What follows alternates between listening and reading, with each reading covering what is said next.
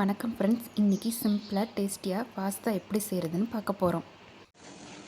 அதுக்கு முதல்ல பாஸ்தா வேக வைக்க போகிறோம். இன்றைக்கி நான் 2 கப் பாஸ்தா எடுத்திருக்கேன். சுடுதண்ணி நல்லா கொதிக்க வச்சு உப்பு போட்டு அதில் பாஸ்தா ஆட் பண்ணிவிட்டு 10 மினிட்ஸ் பாஸ்தாவை நல்லா வேக வச்சுக்கணும். பாஸ்தா ஒரு பக்கம் வேக வைக்கும்போது வெங்காயம், தக்காளி, பூண்டு, இஞ்சி இதெல்லாம் பொடி பொடியாக நறுக்கி எடுத்து வச்சுக்கோங்க. கொஞ்சம் டொமேட்டோ சாஸும் எடுத்து வச்சுக்கோங்க. இப்போ 10 மினிட்ஸ் ஆகிடுச்சு.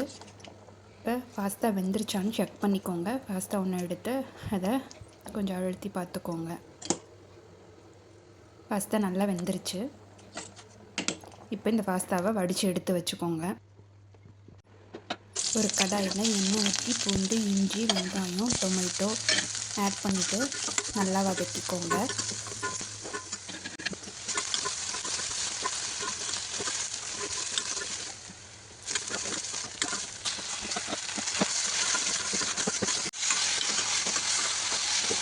டொமேட்டோ, வெங்காயம் எல்லாம் நல்லா வதங்கினதுக்கப்புறம் அதில் chilli powder, Kashmiri red chilli powder add பண்ணியிருக்கேன் கொஞ்சம்.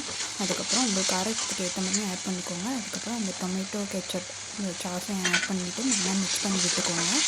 அதுக்கப்புறம் வேக வச்சு தனியாக எடுத்து வச்சுருக்க அந்த பாஸ்தாவையும் ஆட் பண்ணி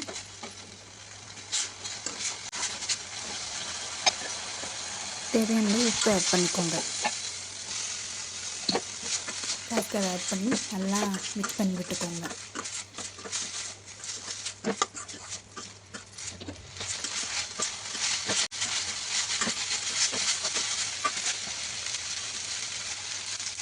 நல்லா பாஸ்தா மிக்ஸ் பண்ணுறதுக்கப்புறம் கொஞ்சம் பெப்பர் பவுடர் போட்டு மிக்ஸ் பண்ணிக்கோங்க. அவ்வளோதான், சிம்பிளாக சுவையான டேஸ்டியான பாஸ்தா ரெடி. இதை சாப்பிட்டுக்கலாம், நல்லாயிருக்கும். வீடியோ பிடிச்சிருந்தால் லைக் பண்ணுங்கள், ஷேர் பண்ணுங்கள், சப்ஸ்கிரைப் பண்ணுங்கள். தேங்க்யூ.